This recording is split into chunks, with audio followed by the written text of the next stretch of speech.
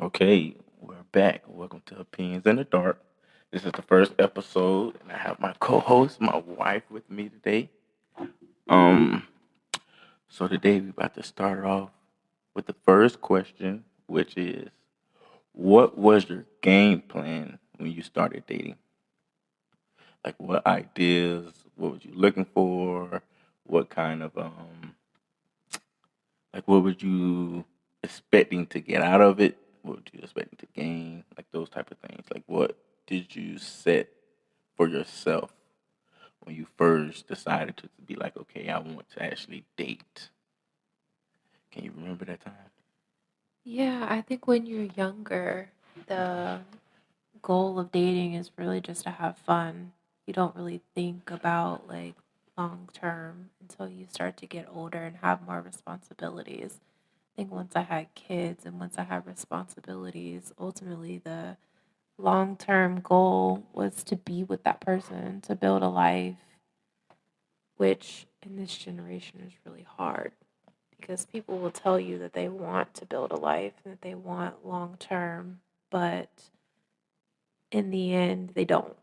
So, dating, I think, in this generation is really challenging. So, I think really just wanting that long term, this is my person, this will be the person that I'm with, but also knowing that you guys can overcome problems.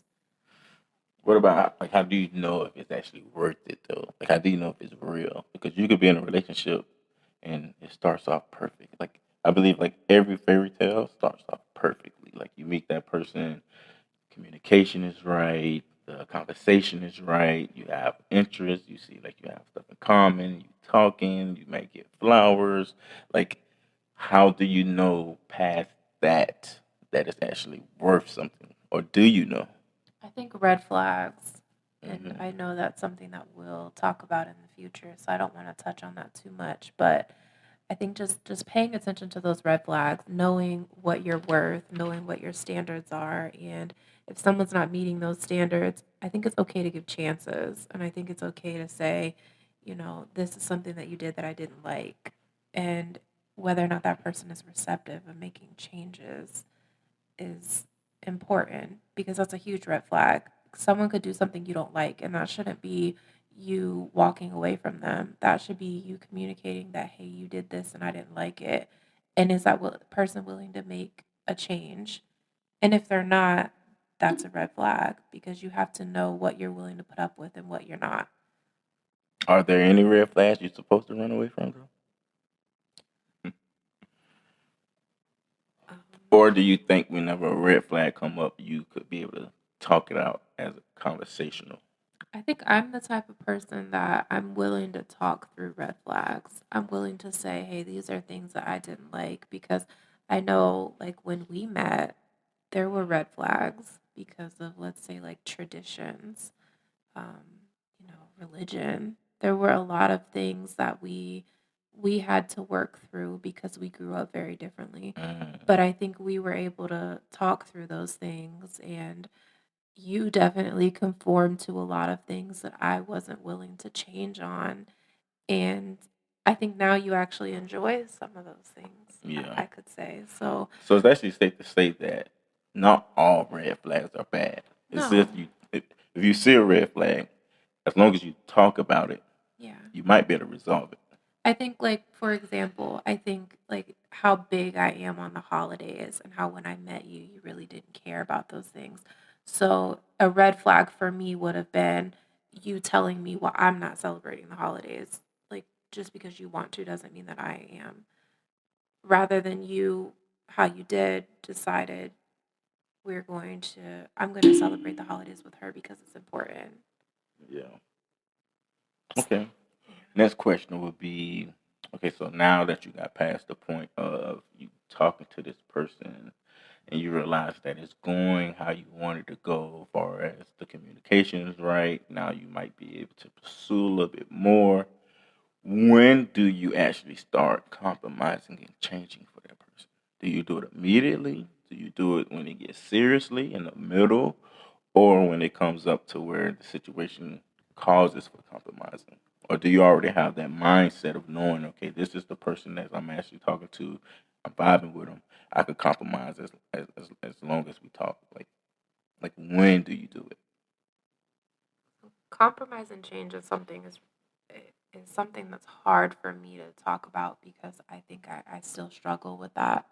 But I think compromise is a day one thing because your first date might be Mexican and you don't like Mexican food, but that person does, and you decide you're going anyways because you want to see how that person is, and you might order a salad or something that is not Mexican food, but you went because you wanted to get to know that person. You wanted to spend time with that person. So I just think in general, like compromise should be from the very beginning.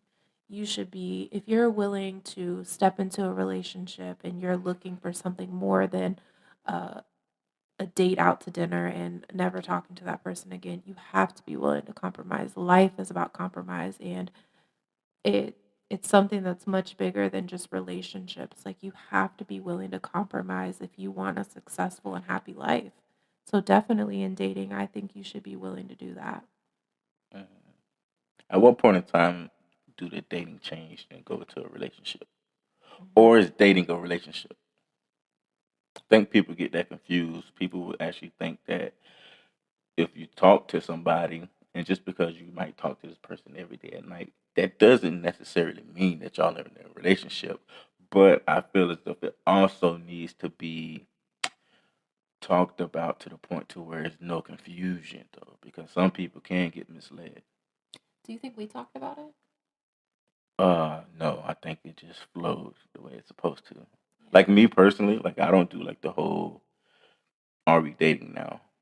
Like after a while, if we out, like you my girl, like it's just like the thing of like what both of y'all feel. That's what I always went off of. Like I've never been like the type of person to be like, okay, it's 3 months now, and I'm sending you a text or a phone call, like, hey, we dating. Like no, like after 3 months, and I know like it done progressed more than the first day. Like we got to be more now. And then like you'll see the signs of the other person because they will let you know also. Like you have to better look for those signs. Like with you, you was quick to text me in the morning every morning. You asked me about my day. You text me throughout the day. Um, just making sure I was okay, you know. And that grew to be where it was a consistent basis. And you don't do that for people that you really not trying to talk to. Like you don't even do that with your friends. You may hit your friend up on a Friday, like "What's up?" But you're not texting them no good morning every day. So I grew to know after that, like, okay, she digging me. So like she gotta be like we gotta be moving into a relationship stage. But for the people who don't know, when do you feel as if dating turns into we're in a relationship now? I guess like you said, like consistency.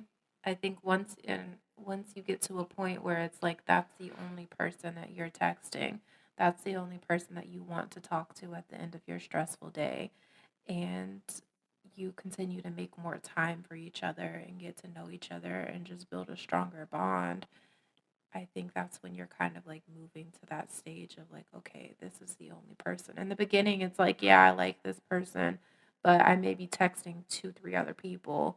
But when those texts start to fade away, and this is the only person's name that keeps popping up on your phone, and this is the only person that you're going out to dinner with, and I think that's when you realize, like, okay, this is more than just a text buddy. Yeah, yeah. So like on this episode, we're mainly talking about dating. So nothing past that is what we're going to talk about. But I have a question. The question is, at what point in time when you know that the talking stage isn't what you're looking for, what's the proper way to let the other person know, like, hey, I don't think this is moving in the direction that we both probably thought. And like, how do you let? Because a lot of people, and I know for myself, I didn't know how to like let people down when I realized I wasn't attractive or interested in them. So I used to keep it going, but the whole time I didn't want to talk to them. And I'm pretty sure vice versa, somebody who probably did it to me too. They probably just didn't know how to give off that we're not going to work out and still be able to do it intact and still be able to do it while thinking about their feelings.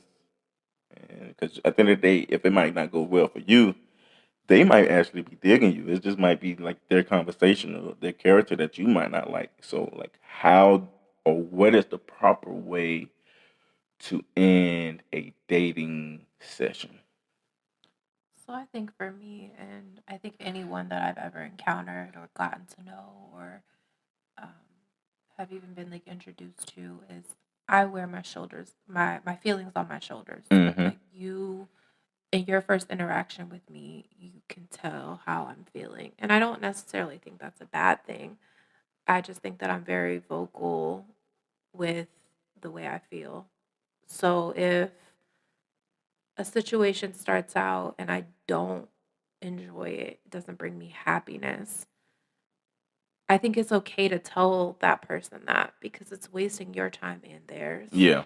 So I think it's important to say, this isn't what I'm looking for and explain what you're looking for because maybe that person is getting the wrong vibes off of you and they just need you to say it. So I think opening your mouth and saying something, there's nothing wrong with that. If you hurt someone's feelings, yeah, I'm sorry I did that, but am I going to continue to remove joy from my life to pursue a relationship that isn't going to bring that? Yeah. Yeah. And even like when we first met, like a lot of once we got a little bit further into our relationship, some of our interactions didn't bring me joy, but I was willing to tell you and it changed. Yeah. So I think you have to be willing to tell someone how you feel in order to change that interaction. And if you telling them how you feel doesn't change that interaction, that should be enough for you to be able to move on, that person to move on.